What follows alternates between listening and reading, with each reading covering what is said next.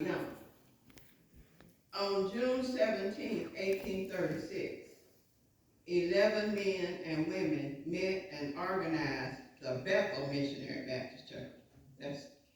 And the church prospered during the years. By 1844, they numbered about 100 members, including a number of colored members. You know, we were called colored. The Colored Baptist Church, and there's some in between, but the Colored Baptist Church bought the old church building prior to 1879, tore it down, and built the church near the highway where it is now located today as Old Bethel Missionary Baptist Church. And see, Bethel Baptist Church, which is Middleburg, someone gave them land in Hickory Valley.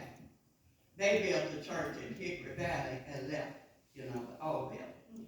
And it was a wooden structure, so therefore, when it burned, they moved back to the site where they are. They up on the hill from us.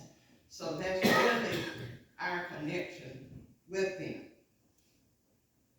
And that information, I had a lot more information that they had, but I put this as the prehistory of Old Bethel in the front of our little booklet, and I hope most of our members got this.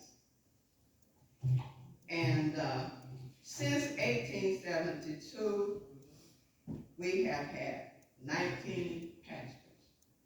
And as you know, right now, we will be looking for our 20th pastor since 1872. Brother Beauregard, do you have one, please? No. Okay, I would like to give you one. Since you were such Brother Beauregard, although he's not been with us, he sends money faithfully to this church. Amen. And so I would like for you to have this. And at this time, I'm going to ask Brother Beauregard to come up. His folks have been members of this church, and he can tell us a little bit. He's just going to come to us in his own way and say what he wants to say. Giving honor to God who's the head of my life, and to the pastor on the pulpit, to the members and friends and family of Old Bethel Missionary Baptist Church. This is my home. Amen. And I've been gone for over 55 years. I went back in 1872, but I was here in we left that morning range, I think in 61. Right here on this morning range is where me and Knox, my brother Woods, and we had to walk around with walk with me, Lord. Find somebody who felt had religion. So you didn't know who had religion, so you would go to your aunts, your grandmothers. You had over here, you had Ben Dedman, you had Robert Taylor, you had Richard Hurd, you had Cousin Bud Price, Cousin Mount Woods, you had Robert Beauregard, and you had Burl Woods, and Hugh Anderson. Because I used to have to go up here, and this church was just a blessing. Every time I come back home, I said, man, I remember the cold stove would be right here. My granddad used to have to get cold and start the fire. My dad would sit back there, beat Beauregard, sit right back there. Me and Mom would be asleep sometimes. He'll wake us up, boys, y'all get up, hear the word. Because the thing that was so amazing that my granddad, which is my dad, he asked my granddad, because I used to think Margaret and Doreen was my oldest two sisters. And me and Nancy got that boy. Got one boy and two girls. And I used to be everybody at school say, okay, yeah, he did. He had two girls and one boy. But he was sitting right there, usher. Couldn't read or write. And I said, Lord, didn't he know all we did was put an X? Yeah. This church right here is a boy get them sticks, put up in these windows. Because we have that air conditioning. Y'all are so blessed here now. We have to put sticks up in these windows right here for you to get air in the summertime. And then up here was the fire station. and you had a window back there, cause wasp bit me. My grandmother Nancy got some stuff, said, boy, be all right. And get the sting out. Oh yeah, that was the motherboard right over there. Why I used to go ahead, they had these little, well, cause at that time, it wasn't no shame. People chewed tobacco, just enough, and I had to take that pot and empty it, clean it, and bring it back for the mothers.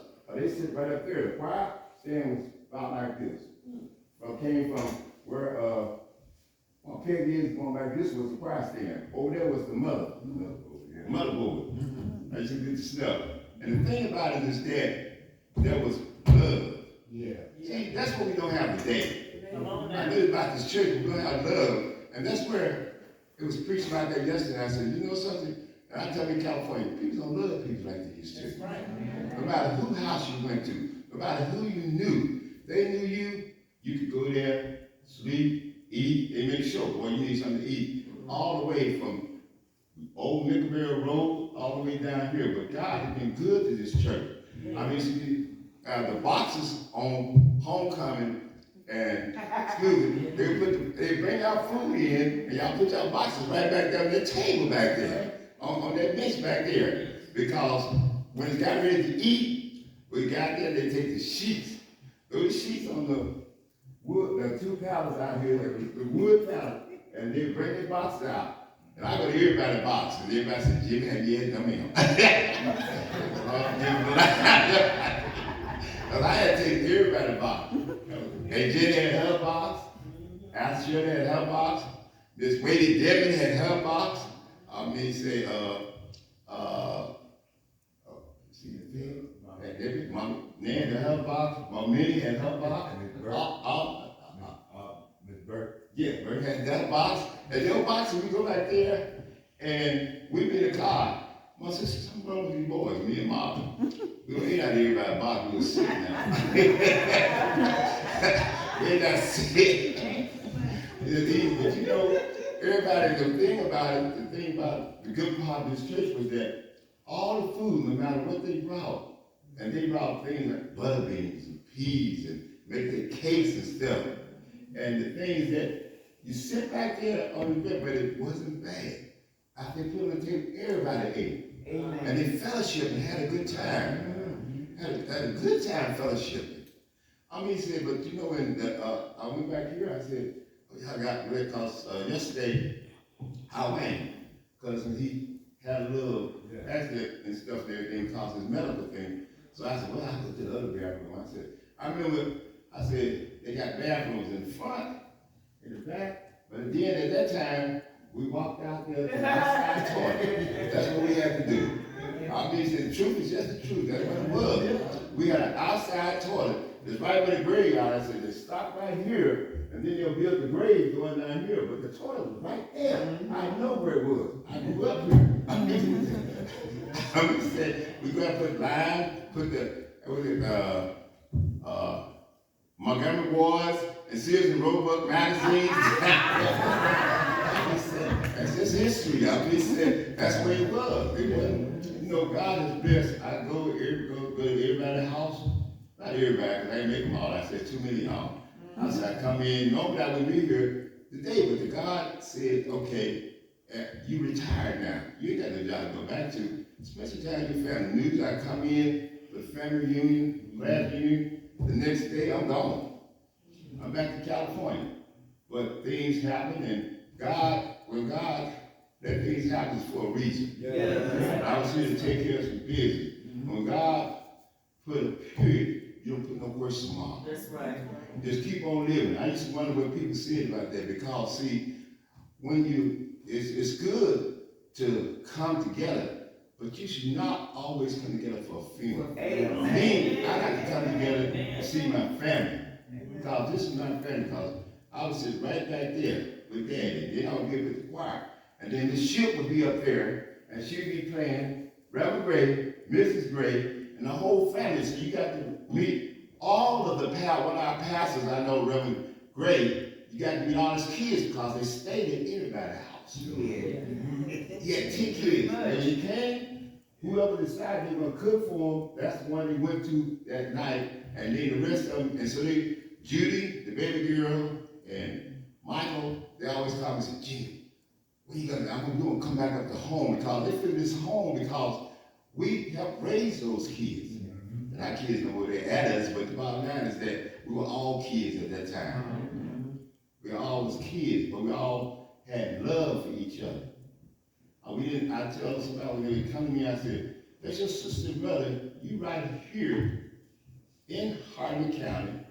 You mean they live in the street and you went to see them? And I'm coming from California, I can tell you what's going on in their house. Wait a minute, something wrong with that. I mean, so you can't change blood. That's right. It says, you pray for me, and I pray for you, and watch God change things. Whatever it was that happened, like the folks said yesterday, whatever happened back then, let it go. God is coming back for a church. That's right. And this is the church. It's just a building, but I love this building. Every minute I was talking to brother, I said, brother, I said, I have been to churches all over the world. When he asked what's your church, I said, Old Bethel Missionary Baptist Church, Middleburg, Tennessee. I said, it's a small little church.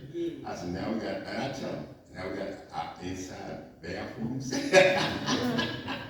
They got air conditioning, they don't have to put no sticks up in the windows. But the one thing you will find is love. You will find love here. I mean, he said, couldn't we be on her usher's stand? Cutting Allison, Trevor be on her usher's stand. We just, you know, and Pete, give us some Jimmy. I did that. That's what we would call it. We would really good time together. And this and that.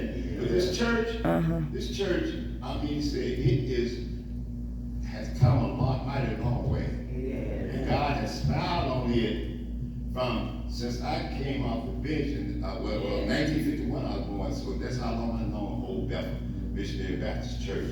Only church I ever known.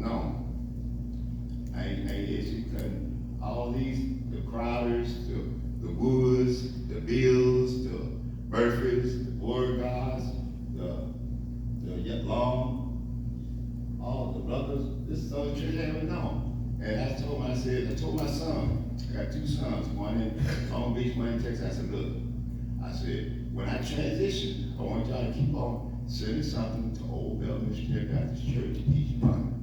Amen. Yeah, be your daddy's tithes, even though he gone. Because this is mine. I told him, no matter how you may be 2 or 3, but God said where 2 or 3 is gathered, you'll be in the midst. And what I seen here the last 3 weeks, I said, just like Cousin Carol said, that spirit is here.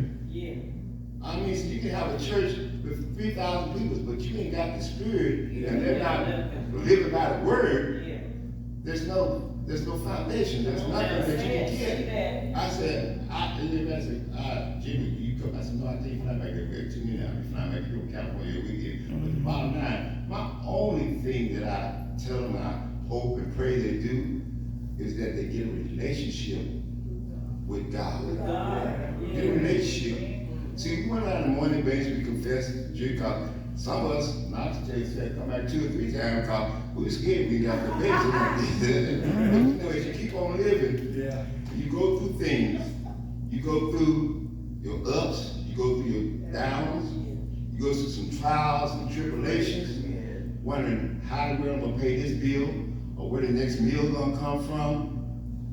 Then God make a way out of no way. When you think, and then in California, so sometimes, and people come through and say, you feed the homeless? I can be sitting right there, he give you 2 $100 bills. I said, that's God. That's God, because it's not me or what I do. It's not your goodness. It's about your relationship that you have with God. And I tell everybody, get a relationship with God. I mean, see, you got sisters, you got brothers, you got your best friends, but can't nobody do you like God. Nobody. Can't nobody do you like Jesus. Jesus make a way out of no way. Y'all was doing Sunday school this morning when I was back there listening to prayer. Prayer changes things. Yes, it does. You have to talk to him. He's an on time God. He don't come when you want it. Because Whatever God has for you is for you. That's right. And nobody else. Sometimes you just need some peace of mind. Well, God will give you that peace of mind. Yeah. We think everything is coming against you, everything is coming down. All you gotta do is talk to the Lord. They used to say go to your secret closet. No, all you gotta do is just sit there and just talk to him. I talk to him when I'm going to work. I talk to him when I'm going to the grocery store. Yeah. Just me and the Lord. We have everybody say, no, you say here too that when you pray, you say, Lord, give me a right mind. Yeah.